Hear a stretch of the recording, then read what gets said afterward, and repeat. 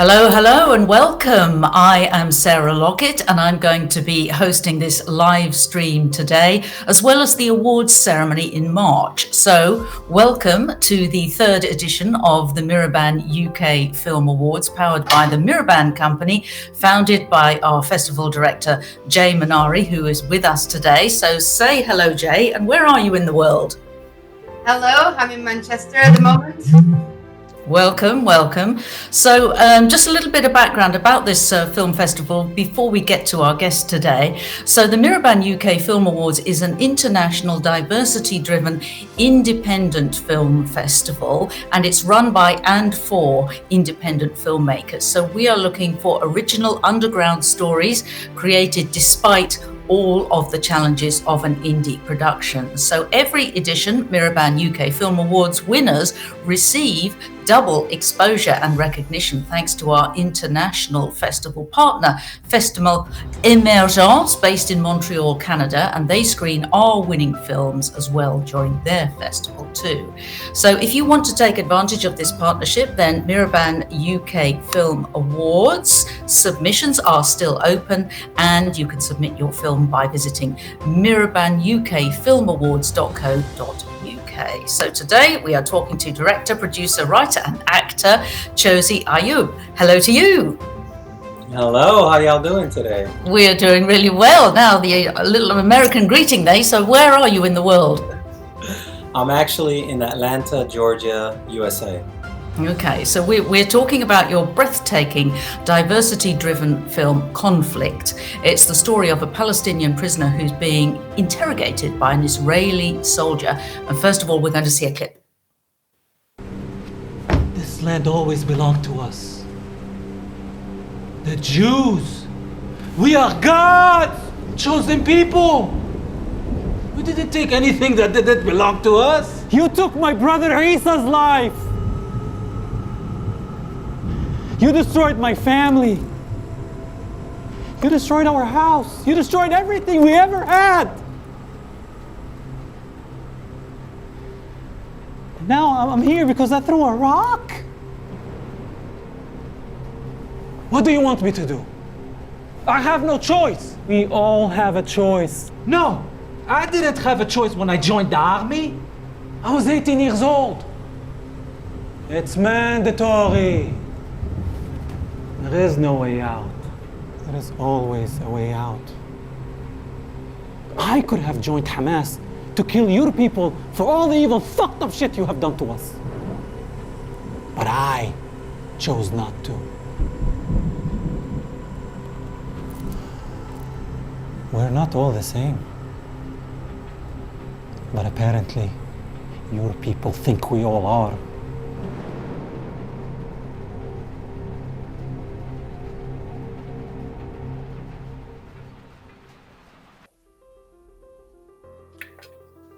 Fantastic, lovely, lovely clip. So, Chosi, the twist of the film, I didn't get it until I saw the credits at the end. So can you tell people what the twist is?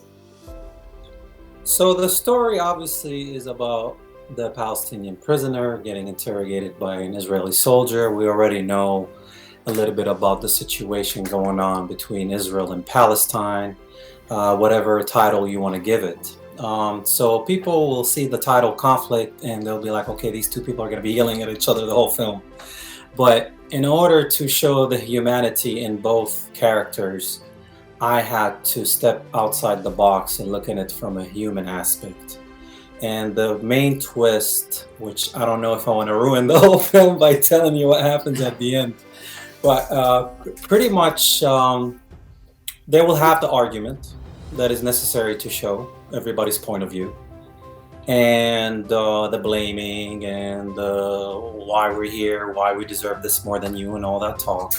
And eventually the soldier realizes what he's done, and he tries to think of a way to make it better.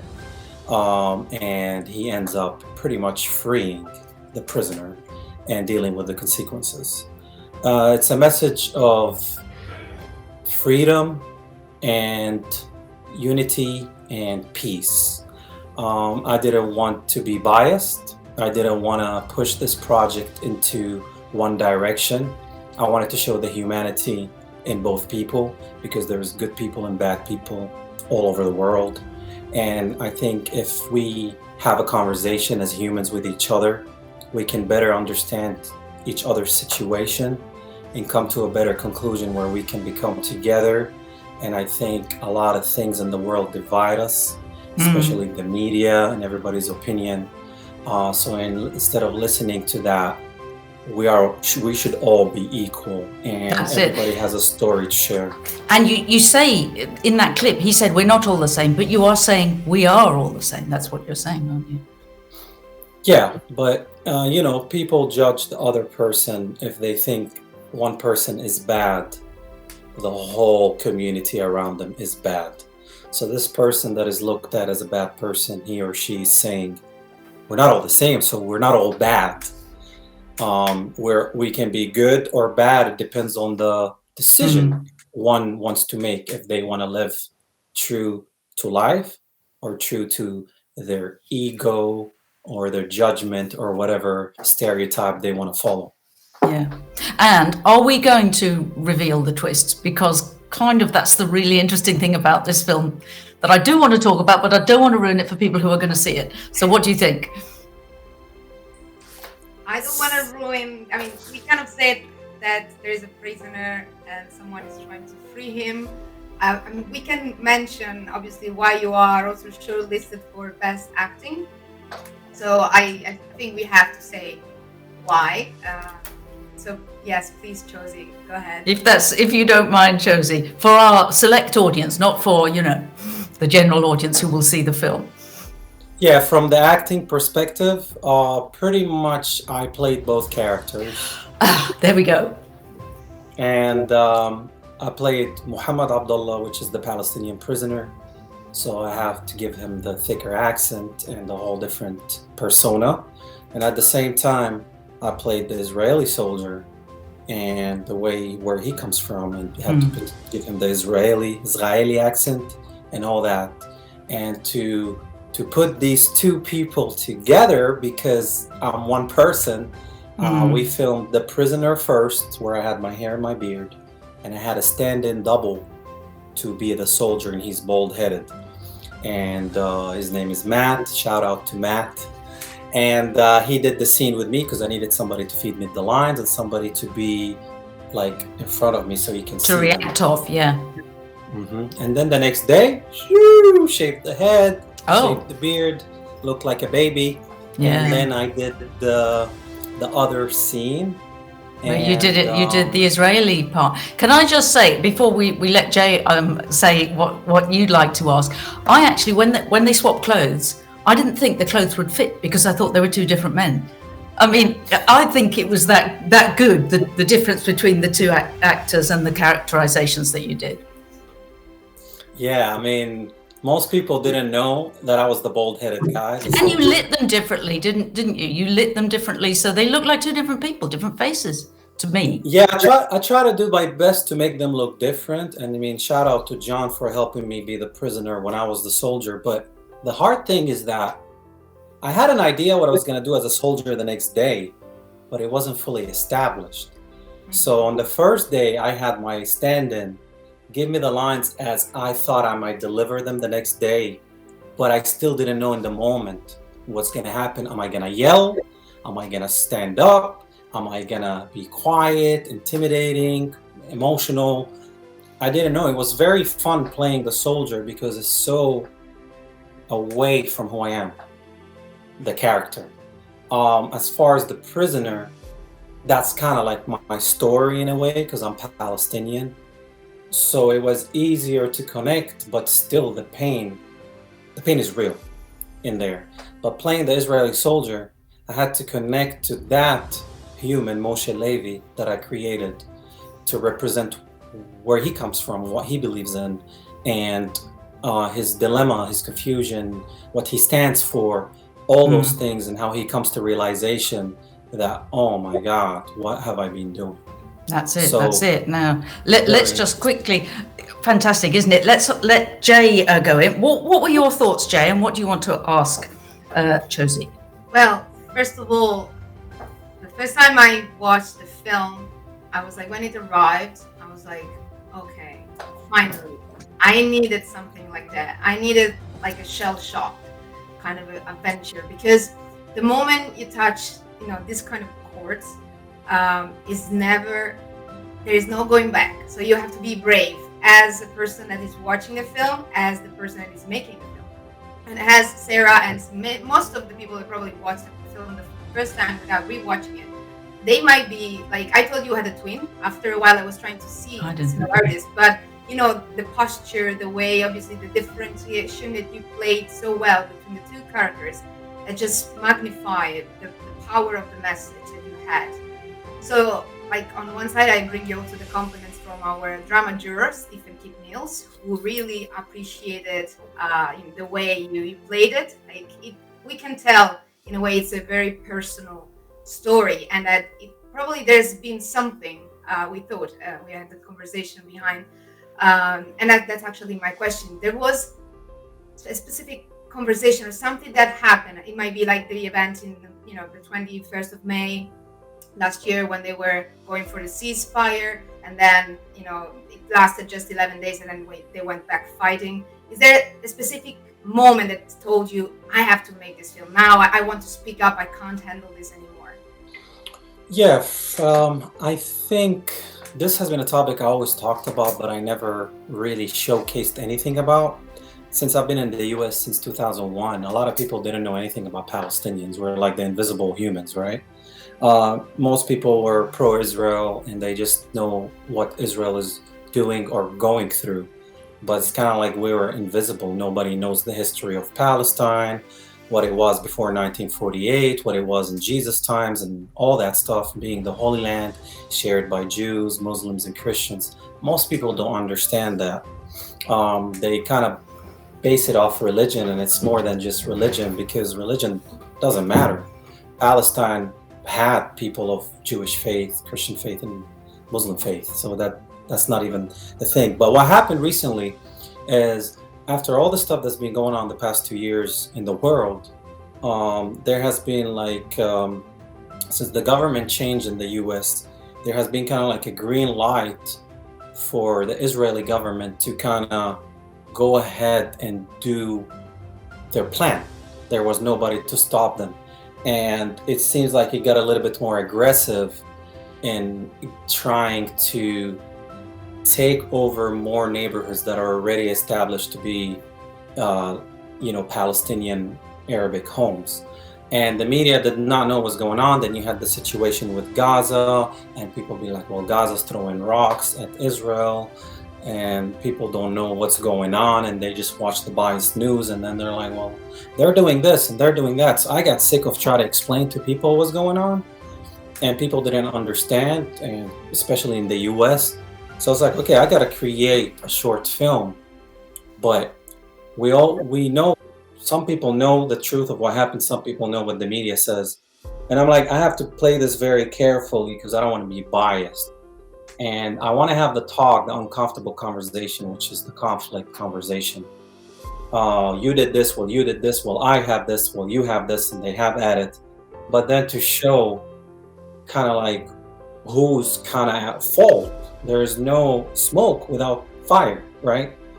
So pointing fingers at people is not going to solve a problem. You have to decide, where do we go from here? We're in this situation. What happened, happened. We're not going to forget, but we need to forgive. But where do we go from here? Now we're both sharing the same land. How can we work together and move on, rather than keep on fighting and killing and suffering? And that's the message. There's the cigarette exchange for the peace, the olive tree. There's the handshake for the peace. There is the Israeli soldier letting the Palestinian prisoner go, giving him his freedom. And obviously the prisoner's name is Muhammad Abdullah, which is the Prophet Muhammad's name, sallallahu alaihi wasallam. And Moshe Levi, Moshe is Moses, so you have the Jewish faith prophet. And Levi, Moshe Levi, was actually a general in the Israeli army. So now we have Muhammad for Muslims, we have Moses for Jews, we need Jesus. So how can I put Jesus into the conversation, because he's a very important individual in the conversation. So that's why Muhammad says, you took my brother Isa, Isa's life. Isa is Jesus in Arabic. And both Muslims and Christians, we live together. We're both Palestinian. There's no difference. So I had to bring the faith in a symbolic way to have Muslim, Jewish, and we were missing the Christian piece. So I had to tell him, you killed my brother. And we know the story, what happened to Jesus and what happened with the Romans and the Jews and all that. So I was like, how can I just put it there in their face? And it's either you're going to love it or you're going to hate it, but we can't. You say actually about loving and hating. Have you had any backlash from either of the communities? Because you're saying, yeah, that's what you're going to say, because, you know, you're saying, look, we've both got our grievances because one believes one is right and the other side is terrible. But have you had any reaction of that kind? Well, since the film is not released, I don't have that feedback yet. But I know some people are not going to like this. Some of my people are going to be like, how can you do that? You know what they're doing to us? You should call it ethnic cleansing, or you should call it this. And I'm like, what is the message in that? Like, where do we go with that? Like, hey, we're getting murdered. Okay, what's next? Like, that's not going to give a message to people to start thinking, spinning their wheels and be like, hey, okay, now we can understand a little bit of what's going on. Let me look into it more. And for the people that live in the country and share the land, how can we work together instead of just keep pointing fingers and killing each other? How can we make it better? We can't erase the past. We can't use the past in everything. I mean, Jews went through the Holocaust, one of the worst events ever. So you evade that. People should learn from what happened, not repeat history. So how do you go from one place? Yeah, And actually, you say, go ahead, Jay. Yeah, you say the persecuted becomes the persecutor, basically. You kind of show, and I was so thankful that you said it, because it is sometimes what happens with the politically correct kind of way. Like, now we shift ideology, we shift the way of giving attention, and we actually realize that the jokes that made laugh, a decade ago are not funny anymore. But that's because we changed, the power shifted. And we have to acknowledge that that's the reason. Not because we are kinder, just because the power shifted. So how can we make a good use, a fair use of this power? Like respecting, as you said, like learning from what has been bad. Because becoming the next Nazi, like now when we are speaking, when we're, it's not going to solve the problem. Actually, I'm so proud in a way that the film has not been distributed, because it will be launched as a very first release during, the festival days from the 14th to the 17th of March. So we will be the first in a way to collect feedbacks. And I'll be so looking forward to hear that and to know what the audience thinks about it. And to see the reaction. And actually, can I just say, Josie, do you have any plans? You talk about learning from the past, to maybe show it to schools or community groups or something like that? Is that your plan for it? So right now, actually, my short film's Conflict was selected to be screened in the TLC theater in California, in Hollywood. That's huge. So in California, it's very diverse. You have people from Israel, Palestine, Jewish, Christian, Muslim. So hopefully it will bring some people there, and hopefully the right people will come there to watch the story and see what they gather from it. And also, I'm trying to showcase as well my storytelling abilities, my writing abilities, my directing, my acting. But beyond that, the message is very important of peace. A lot of people back home, they want peace. And the government usually in any country is in control. Whether the government wants good or is corrupted or bad, we can't control that. But actually, people's voice can be louder than the elites above everybody. So as long as we speak about these and we talk about things that are very uncomfortable to talk about, this is a subject nobody wants to discuss. And as soon as you say something about one person, you get labeled with a term. And maybe some people will call me, okay, you're anti-Palestinian, you don't believe in what happened. Maybe some people will call me, well, you're anti-Semitic, maybe this. And I'm like, I'm brave enough to do what I need to do to tell a story. If you don't like it, don't watch it. If you like it, great. Let's work together. Let's educate. Let's teach. So as far as try to play this in schools or colleges, that would be interesting. But in order to get this kind of connection, I think it has to go or come from a festival or some sort. Fantastic. I have to say, we have hit our 20-minute mark. We have been on air for 20 minutes now, which I think is about our limit. Unless, Jay, or you've got a final thing? I mean, I just wanted to say that I do hope that even the people that probably disagree with you will watch it, because this is a kind of film that if you disagree, you stand up and leave right away, because it just sets up the mark. But I am absolutely proud that I've been kind of probably one of the first festival director has had the honor to watch it and select it, because I can see a future of, you know, many laurels coming on your way. So I wish you the best with the film. Fantastic. Thank you. Have you got a last word, Josie, to urge people to come and see it? First of all, thank you for having me, both of you, and thank you for whoever's watching this. Hopefully you support this festival, you support the short film. I can't wait for people to watch this and see and judge it for themselves. I did my work. I try to do as good work as I can from every direction, in front of the camera, behind the camera. That's up to the audience to decide, but thanks for the cast and the crew to make this possible, and thank God for always showing up for me. And thank you too from the bottom of my heart for doing this. This means a lot to me. Perfect. Well, thank you. 2 reminders for our audience just before we go. So all shortlisted films will be available on our streaming platform from the 14th to the 17th of March. And you, the audience, can vote for your favorites, which will get the Best Film Audience Award. And to do that, you need to join our Facebook group, London Film Events, and look for the poll, which we are going to post on the 14th of March. And voting will start at midnight UK time and end on the 17th of March, 6 p.m. UK time, just before the ceremony. So second reminder, the awards ceremony will take place at the World Cinema in Southeast London on the 17th of March at 7 p.m. UK time. This is when the winners are going to be announced, of course. We will have the opening of the envelopes, and the winning films are all going to be screened. So to get tickets, do check the link in the comments section of this live stream, or visit mirabanukfilmawards.co.uk. So thank you so much, Josie Ayub, and thank you, Jay Benari, our festival director. That is the end of this live stream, but look out for other live streams before the big day on the 17th of March. Let us all say goodbye. Goodbye. Thank you. Free Palestine.